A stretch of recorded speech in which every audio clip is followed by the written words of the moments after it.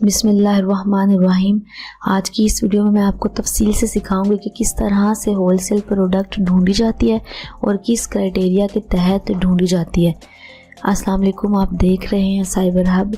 इस वीडियो को देखने से पहले हमारे चैनल को सब्सक्राइब कीजिए और बेल आइकन को दबाकर ऑल नोटिफिकेशन पर क्लिक कर दीजिए ताकि आपको अगली आने वाली तमाम वीडियोस की अपडेट्स मिलती रहें। तो चलते हैं अपने टॉपिक की तरफ। अमेज़ॉन पे होलसेल बिज़नेस स्टार्ट करने से पहले हमें होलसेल प्रोडक्ट ढूंढनी पड़ती है। होलसेल प्रोडक्ट ढूंढने के लिए इस क्राइटेरिया को फॉलो करना पड़ता है। अब ये क्राइटेरिया फॉलो करने के लिए बेसिकली आपके पास दो टूल्स होना बहुत ज़रूरी है। उनमें से एक है हीलियम 10 और दूसरा है कीपा। ये दोनों टूल्स जो हैं ये आपको मंथली सब्सक्रिप्शन पे मिलेंगे और पाकिस्तान में तो ये आमतौर पे शेयरिंग बेसिस पे भी मिल जाते हैं। और इन दोनों टूल्स की एक्सटेंशंस भी आपके गूगल के ऊपर इंस्टॉल होनी चाहिए। तो सबसे पहले चलते हैं कीपा की तरफ। गूगल पे आपने कीपा लिखना है।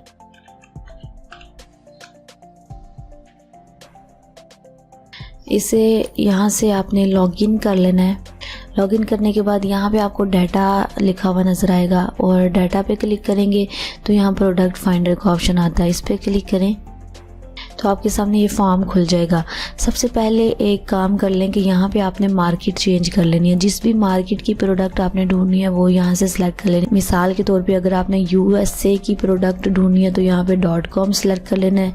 अगर कनाडा की ढूंढनी है तो यहाँ पे .ca सिलेक्ट कर लेना है। मैक्सिको के लिए MX और इसी तरह UK के लिए UK, जर्मनी के लिए .de एंड फ्रांस के लिए .fr। ये सारी डिफरेंट मार्केट्स हैं। जिस मार्केट की प्रोडक्ट आप ढूंढना चाहते हैं उसे यहाँ से सिलेक्ट कर लें। मैं यहाँ पे USA की प्रोडक्ट ढूंढना चाह रही हूँ तो मैं यहाँ पे .com पे क्लिक करूँगी और इस तरह से ये मार्केट जो है ये यहाँ पे सिलेक्ट हो जाएगी।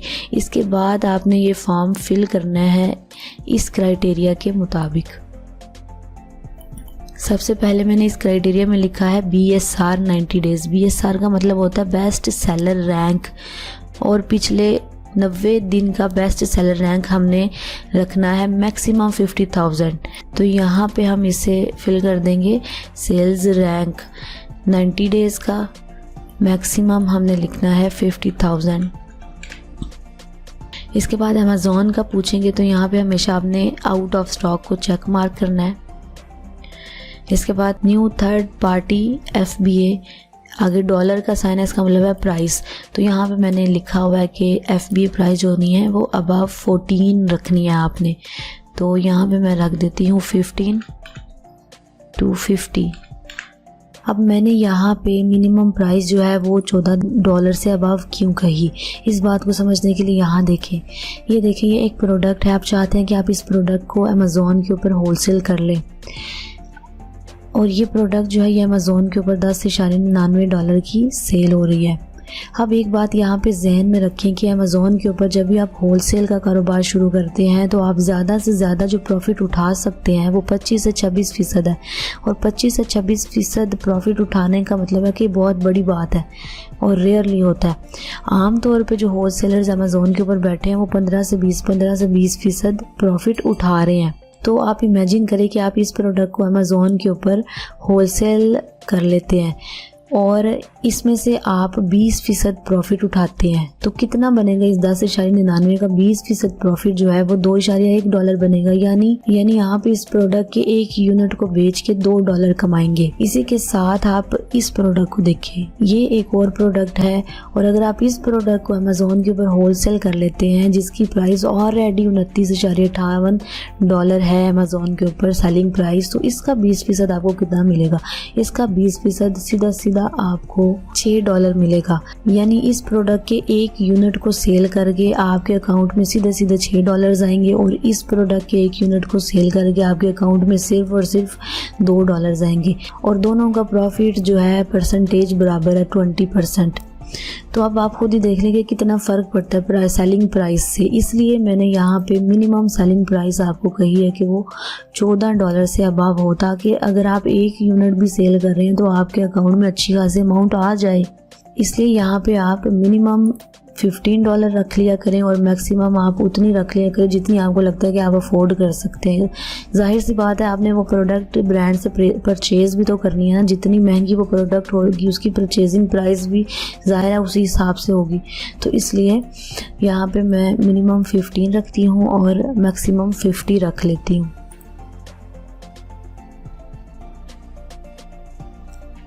इसके बाद यहाँ पे आपने कैटेगरी सेलेक्ट करनी है।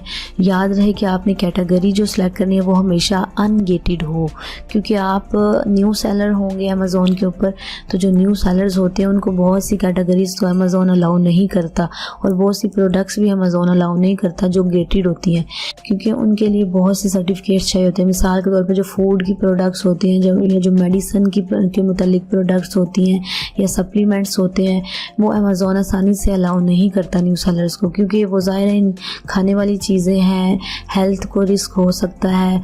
उसके बाद बेबी प्रोडक्ट्स भी इसी कैटेगरी में आती हैं। ये सारी गेटेड कैटेगरी होती है। तो गेटेड कैटेगरी की प्रोडक्ट आपने शुरू में सिलेक्ट नहीं करनी, आपने सिर्फ अनगेटेड कैटेगरीज की प्रोडक्ट सिलेक्ट करनी है। अब यहाँ से कोई भी अनगेटेड कैटेगरी सिलेक्ट कर ले। मैं मिसाल के तौर पर यहाँ से सिलेक्ट करती हूँ स्पोर्ट्स एंड आउटडोर्स। इसके बाद आपने नीचे आ जाना है। यहाँ पे new offer count. New offer count का मतलब होता है सेलर्स, यानी एक प्रोडक्ट के ऊपर कितने सेलर्स बैठे हों। तो आपने मिनिमम 4 रख लेना है और मैक्सिमम आपने 25 रख लेना है। अच्छा, मैंने न्यू ऑफर काउंट जो है वो मिनिमम 4 क्यों कहा है और मैक्सिमम 25 तक रख दिया। तो सबसे पहले मैं आपको बताती हूँ कि न्यू ऑफर काउंट होता क्या और लिखा कहाँ होता है। यहाँ आए, मिसाल के तौर पर ये एक प्रोडक्ट है अमेज़ॉन के ऊपर, तो ये देखें, ये आपको नज़र आ रहा होगा, ये new and used two from $13.99। तो यहाँ से आपको पता चल रहा होता है कि इस प्रोडक्ट को कितने सेलर्स सेल कर रहे हैं। तो इस प्रोडक्ट को आप देखें तो 2 सेलर्स इसको सेल कर रहे हैं। इस पर क्लिक करेंगे तो इस तरह का बार खुल जाता है। यहाँ पे आपको नज़र आ रहा है कि कितने सेलर्स इस प्रोडक्ट को सेल कर रहे हैं। एक देखें, ये सेलर बैठा है, ये FBA सेलर है जिसके अंदर सोल्ड बाय जो है ये ब्रांड का नाम लिखा है और शिप्स फ्राम जो है ये अमेज़ॉन के वेयर हाउस से शिप हो रहा है। तो ये FBA सेलर बैठा है और ये एक वेयर हाउस है अमेज़ॉन का, यानी अमेज़ॉन का जो वेयर हाउस होता है ना, वो यूज्ड प्रोडक्ट्स को सेल कर रहा होता है, जहाँ पे अमेज़ॉन वेयर हाउस लिखा हुआ है। क्योंकि ये वेयर हाउस में जो डैमेज्ड प्रोडक्ट्स पड़ी रह जाते हैं या ओल्ड प्रोडक्ट्स पड़ी रह जाती है, तो अमेज़ॉन का जो वेयर हाउस है वो बाद में आके फिर वो प्रोडक्ट जो है ना वो सेल कर देता है, लेकिन वो यूज्ड फॉर्म में सेल करता है। तो ये देखिए, इस प्रोडक्ट को 2 सेलर्स सेल कर रहे हैं बेसिकली, लेकिन मैंने कहा है कि प्रोडक्ट जो है उसको 4 सेलर्स कम से कम सेल कर रहे हो। क्यों 4 सेलर्स सेल करने चाहिए? अब जिन प्रोडक्ट्स के ऊपर 1, 2 या 3 सेलर्स बैठे होते हैं ना, तो उसका मतलब ये होता है कि उस प्रोडक्ट का जो ब्रांड है ना वो आसानी से ऑथराइजेशन नहीं दे रहा, इजाज़त नहीं दे रहा सेल करने की, इसलिए वहाँ पे 2-3 सेलर्स ही बैठे हैं। लेकिन अगर किसी प्रोडक्ट के अंदर 4 सेलर्स बैठे होते हैं या 4 से ज़्यादा सेलर्स बैठे होते हैं, तो इसका मतलब होता है कि उस प्रोडक्ट का ब्रांड जो है ना वो दे रहा है ऑथराइजेशन लोगों को। तो फिर जाहिर सी बात है फिर हमें भी मिल ही जाएगी ऑथराइजेशन ब्रांड से। तो इसलिए हम जो है ना मिनिमम कहते हैं कि यहाँ पे 4 सेलर्स ज़रूर होने चाहिए, ताकि बाद में जब आप ब्रांड अप्रूवल लेने जाएं तो आपको आसानी से अप्रूवल तो मिल जाए। और मैक्सिमम मैंने कहा है कि 25 सेलर्स होने चाहिए। मैं पर्सनली जब प्रोडक्ट ढूंढती होती हूँ तो मैं 25 नहीं लिखती, मैं यहाँ पे 15 लिखती हूँ। यानी मैं नहीं चाहती कि बहुत ज़्यादा सेलर्स बैठे हुए हो। मैंने आपकी रिलैक्सेशन के लिए यहाँ पे 25 आपको सजेस्ट कर दिया है। तो अगर यहाँ पे 25 सेलर्स बैठे होंगे तो जाहिर सी बात है, या 25 से ज़्यादा सेलर्स बैठे हैं, जितने ज़्यादा सेलर्स बैठे हैं तो उतना ज़्यादा फिर वहाँ पे जो है शेयर होगा, सारा रेवेन्यू जो है वो उन तमाम सेलर्स के दरमियान में शेयर हो रहा होगा, तो आपके हिस्से में तो थोड़ा रेवेन्यू आएगा फिर। और उसी तरह सेल्स भी उन सारे सेलर्स के अंदर डिवाइड हो रही होती है। यानी मिसाल के तौर पे अगर किसी प्रोडक्ट की 100 यूनिट पर मंथ निकल रहे हैं और उस प्रोडक्ट के अंदर 20 सेलर्स बैठे हुए हैं, तो हर सेलर को जाहिर सी बात है फिर 5 यूनिट पर मंथ निकल रहे हैं हर सेलर के, तो 5 यूनिट पर मंथ हर एक सेलर जो है वो निकाल रहा है। तो ये तो फिर बहुत थोड़े यूनिट्स है ना। और अगर उसी प्रोडक्ट के अंदर 5 सेलर्स बैठे हुए हों और 100 यूनिट निकल रहे हों पूरे महीने के, तो फिर जाहिर सी बात है हर सेलर के हिस्से में 20 यूनिट तो आएंगे, यानी वो अच्छी खासी सेल कर रहा होगा। तो जाहिर सी बात है अच्छी खासी सेल जब हिस्से में आती है तो प्रॉफिट भी अच्छा खासा आ रहा होता है। तो अगर इसको हम रेवेन्यू के पॉइंट ऑफ व्यू से देखें, मैं यहाँ से आपको रेवेन्यू भी खोल के दिखा देती हूँ। अगर हम इसको रेवेन्यू के एतबार से देखें तो जाहिर सी बात है रेवेन्यू भी डिवाइड हो रहा होता है। जब सेल्स डिवाइड होती है तो रेवेन्यू भी डिवाइड होता है। अब ये जो सबसे ऊपर वाला रेवेन्यू है ये इसी प्रोडक्ट का रेवेन्यू, ये नीचे वाले जो रेवेन्यूज़ हैं ये इसकी वेरिएशंस के रेवेन्यू है, ठीक है। अब हमें इस ऊपर वाले रेवेन्यू को फोकस करना है। देखें अब ये रेवेन्यू जो है ये 2 सेलर्स में डिवाइड होगा, लेकिन अगर यही रेवेन्यू वहाँ पे बैठे हुए 50 सेलर्स के अंदर डिवाइड हो रहा होता तो कितना थोड़ा थोड़ा हो जाता, हर एक के हिस्से में बहुत कम हिस्सा आता। तो इसलिए आपने बहुत सोच समझ के चलना है और बहुत सोच समझ के प्रोडक्ट के सेलर्स वगैरह और एवरीथिंग देखनी है। इसके बाद आपने आगे चलना है। यहाँ पे आपने बाय बॉक्स सेलर के आगे थर्ड पार्टी कर देना है। इसके बाद नीचे स्क्रॉल डाउन करते जाएं और यहाँ रिव्यूज़ लिखा हुआ आ रहा होगा। रिव्यूज़ में रेटिंग आपने मिनिमम जो रेटिंग रखनी है वो 4 रखनी है। यानी अब 4 रेटिंग क्या होता है, यहाँ पे आप देखें, ये देखें इस प्रोडक्ट के पास कितनी रेटिंग है, ये है 4.7 आउट ऑफ 5। तो मैंने मिनिमम कही है कि 4 होनी चाहिए।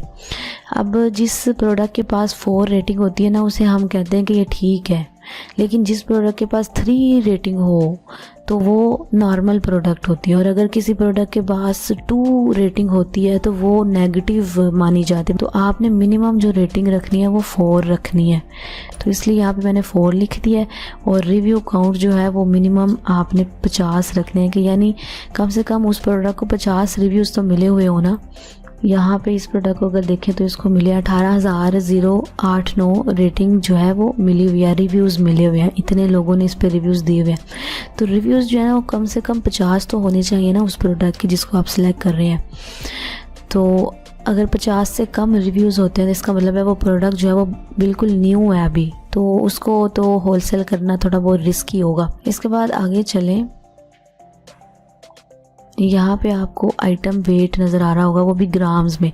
तो जो रिकमेंडेड है वो 2000 ग्राम है, यानी 2 kg से ज़्यादा वेट की अगर आप आइटम उठाएंगे तो आपको ज़्यादा फ़ीस पे करनी पड़ेगी अमेज़ॉन के वेयर हाउस की, और उसके बाद डिलीवरी फ़ीसेस जो है वो ज़्यादा पे करनी पड़ेंगी आपको। तो इसलिए रिकमेंडेड है कि आप 2 kg के अंदर ही कोई प्रोडक्ट उठा लें, इसलिए यहाँ पे मैंने 2000 लिख दिया। ये देखें कितनी प्रोडक्ट्स हैं हमारे पास, इस सारे क्राइटेरिया को सेट करने के बाद 3662 प्रोडक्ट्स हैं। यहाँ पर आपने फाइंड प्रोडक्ट्स पर क्लिक कर देना है। अब इनमें से प्रोडक्ट सेलेक्ट कर लें कोई भी। ये देखें इस पे जिस प्रोडक्ट के ऊपर आप अपना कर्सर लेकर जाएंगे वो जूम हो जाती है। ये प्रोडक्ट है, ये है, ये है, ये है, इस तरह आप सारी प्रोडक्ट्स को देख सकते हैं और केयरफुली सिलेक्ट कर सकते हैं। मैं इस पहले वाली को सिलेक्ट करती हूँ। यहाँ जहाँ ए लिखा है इस पर क्लिक करें। ये देखें ये प्रोडक्ट खुल गई है। अच्छा, सबसे पहले आपने क्या करना है कि इस कॉर्नर में आपने देखना है यहाँ पे लिखा होगा डिलीवर टू पाकिस्तान। तो आपने क्या करना है कि आपने जिस कंट्री की प्रोडक्ट को सर्च करना है उसी कंट्री की किसी भी सिटी का नाम यहाँ पे लिख देना है। तो यहाँ पे मैंने क्लिक किया और यहाँ पे मैं न्यूयॉर्क का पोस्ट कोड लिख देती हूँ, क्योंकि मैं अमेरिका की प्रोडक्ट सर्च कर रही हूँ। तो न्यूयॉर्क का पोस्ट कोड मैंने लिखा और अप्लाई कर दिया। इससे क्या होगा कि आपके सामने जो रिज़ल्ट्स आएंगे वो उसी कंट्री के रिज़ल्ट्स आएंगे जिस कंट्री की प्रोडक्ट आप रिसर्च कर रहे हैं। इसके बाद आपने सबसे पहले क्या करना है, यहाँ पे आपने सेलर्स देखने के कितने सेलर्स इसको सेल कर रहे हैं। ये देखें 4 सेलर्स इसको सेल कर रहे हैं, यानी ये हमारे क्राइटेरिया को सेलर्स के हिसाब से मैच कर रही है। यहाँ पे क्लिक करें।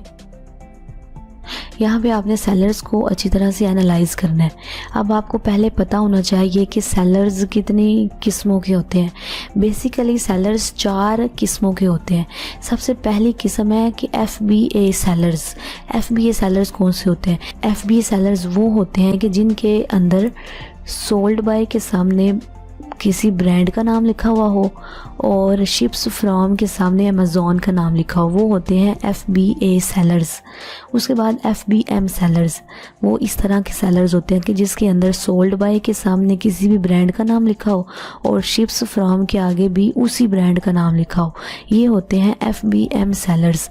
और तीसरी किस्म का जो सेलर है वो आपको यहाँ नज़र आएगा इस प्रोडक्ट के अंदर। ये देखें अमेज़ॉन वेयर हाउस, जहाँ पे यूज्ड प्रोडक्ट्स बेची जाती हैं। इस तरह का जहाँ पे सेलर लिखा हुआ होता है उससे आपको कोई फ़र्क नहीं पड़ता, क्योंकि ये यूज्ड है, इससे आपको कोई फ़र्क पड़ना भी नहीं चाहिए। आपने न्यू प्रोडक्ट बेचनी है। ये अमेज़ॉन वेयर हाउस जो है ये हमेशा यूज्ड प्रोडक्ट्स बेच रहा होता है, ये आपका कंपेटिटर नहीं होता। तो अगर किसी प्रोडक्ट में अमेज़ॉन वेयर हाउस लिखा हुआ हो एज ए सेलर तो आपने परेशान नहीं होना, आपने वो प्रोडक्ट चूज़ कर लेनी है। इसके बाद चौथी किस्म का जो सेलर है वो आपको यहाँ नज़र आएगा। यहाँ इस प्रोडक्ट के अंदर अगर आप देखें, ये देखें सोल्ड बाय भी अमेज़ॉन है और शिप्स फ्रॉम भी अमेज़ॉन है।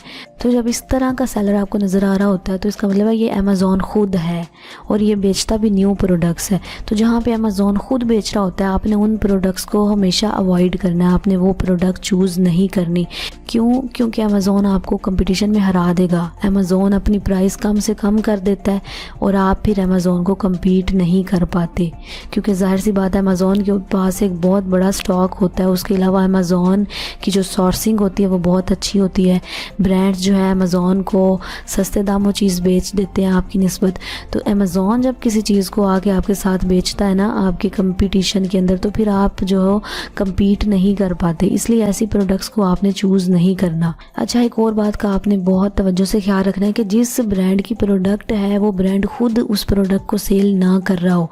जैसे मिसाल के तौर पे इस प्रोडक्ट में अगर आप देखें तो ये देखें, ये जो ब्रांड का नेम है ये वाला लियानियो है इसका ब्रांड, ठीक है। यहाँ पे देखें कि ब्रांड खुद सेल कर रहा है लियानियो। यहाँ पे बेशक सेलर्स में आके देख लें, ये देखें एक तो वेयर हाउस सेल कर रहा है लेकिन दूसरा ये देखें ब्रांड खुद सेल कर रहा है। यहाँ पे भी आ जाता है जिस वक्त जिसके पास बाय बॉक्स होता है उसका नाम यहाँ पे भी आ जाता है बाय बॉक्स के अंदर।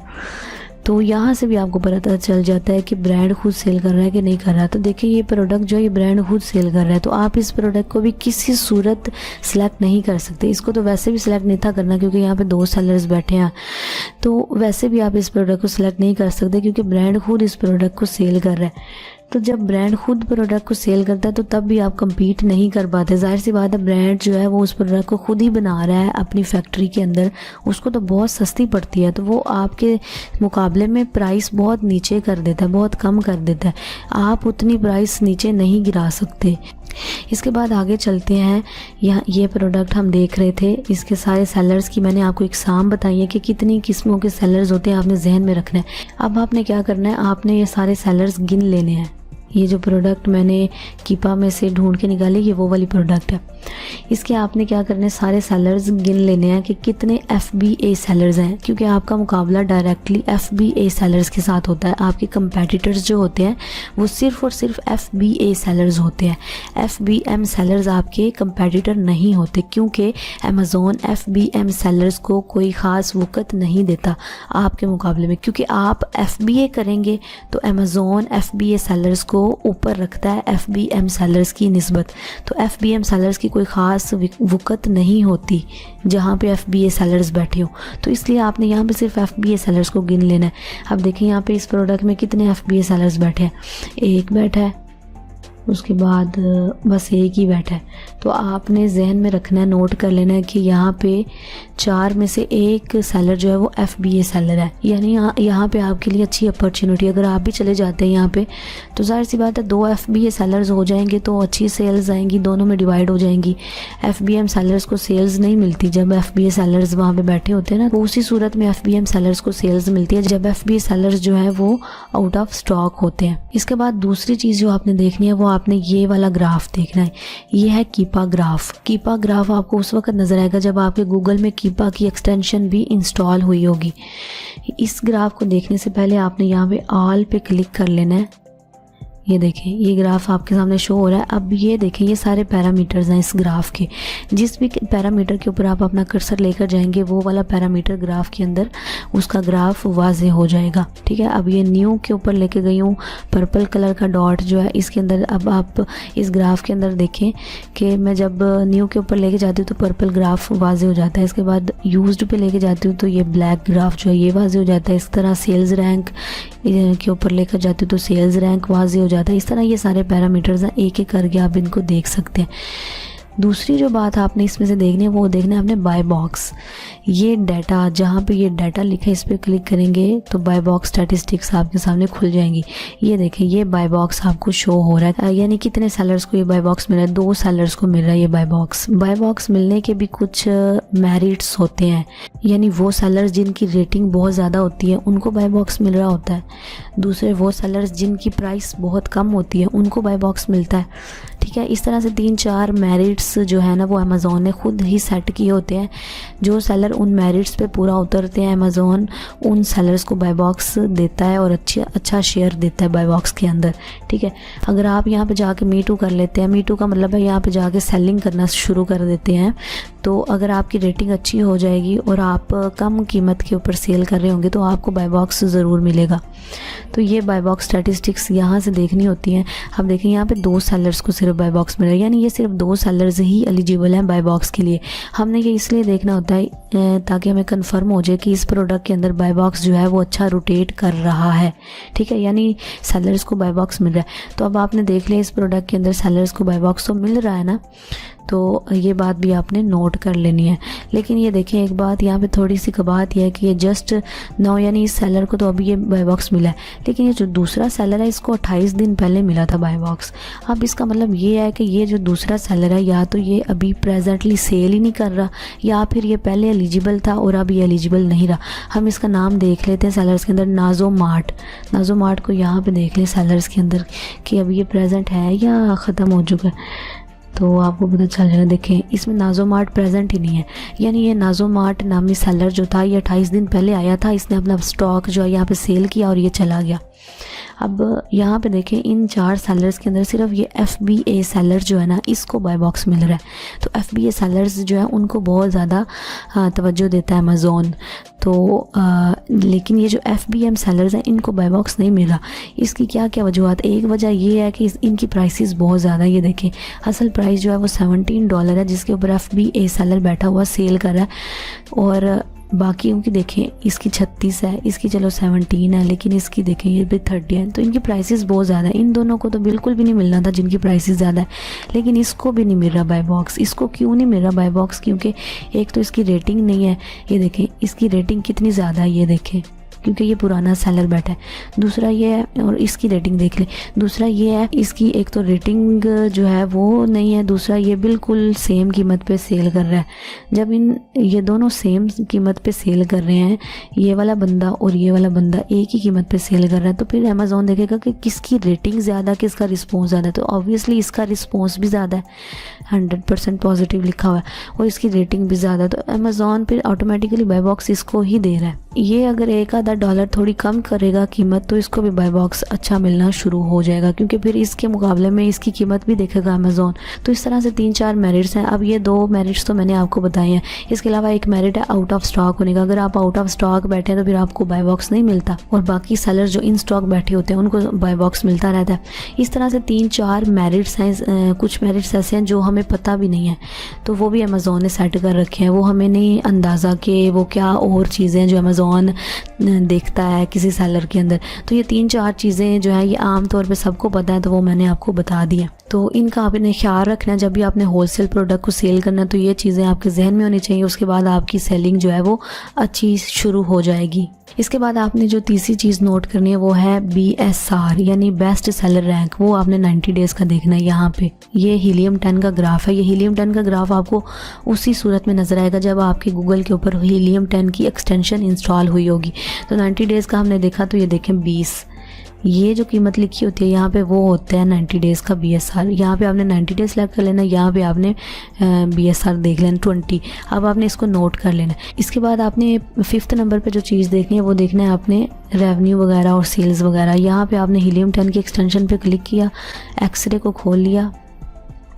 ये देखिए हीलियम 10 की एक्सटेंशन जो है ये लोड हो गई है। अब इतनी ज़्यादा प्रोडक्ट्स आप देखिए हैरान हो गए होंगे, ये सारी वेरिएशंस हैं इस प्रोडक्ट की, सारी ये वेरिएशंस है। आपने इनमें से सिर्फ सबसे पहली प्रोडक्ट का डाटा देखना है। ये देखिए रेवेन्यू को अगर आप देखिए तो 7,48,227.80 ये है इसका रेवेन्यू तो बहुत अच्छा है। उसके बाद सेल्स को अगर आप देखें तो 41,684 सेल्स है इसकी पर मंथ, ठीक है। उसके बाद अगर आप प्राइस को देखिए तो प्राइस भी ठीक है, $17.95 है, ये भी हमारे क्राइटेरिया पे मैच कर रही है। उसके बाद आपने एक और चीज़ देखनी है आगे, इसको यहाँ पे स्क्रॉल करें, लास्ट पे ले जाएं। ये देखें साइज़ टायर को आपने देखना है स्टैंडर्ड, लार्ज स्टैंडर्ड है इस प्रोडक्ट का। आपने हमेशा वो प्रोडक्ट चूज़ करनी है जिसके साइज़ के अंदर स्टैंडर्ड का लफ्ज़ लिखा हुआ हो, यानी चाहे वो स्मॉल स्टैंडर्ड हो, चाहे वो मीडियम स्टैंडर्ड हो, चाहे वो लार्ज स्टैंडर्ड हो, ठीक है, लेकिन स्टैंडर्ड का लफ्ज़ लिखा होना चाहिए। आपने स्टैंडर्ड साइज़ वाली प्रोडक्ट्स उठानी है। इसके बाद आपने डायमेंशंस भी देख लेनी है, डायमेंशंस भी इसकी अच्छी हैं। उसके बाद वेट जो है वो भी आप देख लें, देखिए 1.03 है, तो वेट भी ठीक है हमारा। तो इस तरह से आपने ये सारे पैरामीटर्स इसके देख लेने हैं और इनको नोट कर लेना है। अब मैं आपको एक एक्सेल शीट बताती हूँ, आपने उसी तरह से एक्सेल शीट बना लेनी है और उसके अंदर ये सारी चीज़ें जो है वो नोट कर लेनी है। ये देखिए इस तरह से आपने एक्सेल शीट बना लेनी है। ये देखिए यहाँ पे मैंने कैटेगरी जो है ये होम एंड किचन लिखा हुआ है, ये मेरी असल में पिछली एक्सेल शीट है। तो यहाँ पे आप अपनी कैटेगरी लिख दें, स्पोर्ट्स एंड आउटडोर्स।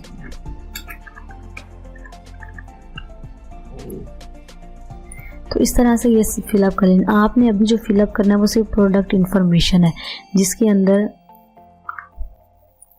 आपने प्रोडक्ट का नेम लिख लेना है, उसका एसिन लिख लेना। अब एसिन कहाँ पे होता है वो देखने के लिए यहाँ है, ये देखें ये एसिन लिखा हुआ होता है। ये यहाँ से भी आप एसिन ले सकते हैं। इसके अलावा आप यहाँ बॉटम के अंदर जाएं, अगर प्रोडक्ट के बॉटम में जाएं, ये देखिए यहाँ पे भी आपको एसिन लिखा हुआ मिल जाता है। तो यहाँ पे आपने एसिन लिखना है, उसके बाद यहाँ रेवेन्यू लिखना है, यहाँ प्राइस लिख दें, यहाँ FBA और टोटल सेलर्स लिख देना है। तो यहाँ पे जैसे अभी हमने देखा था कि 4 टोटल सेलर्स थे और चारों में से सिर्फ एक FBA सेलर था, तो आपने यहाँ पे लिख देना है 1 आगे कॉमा आगे 4।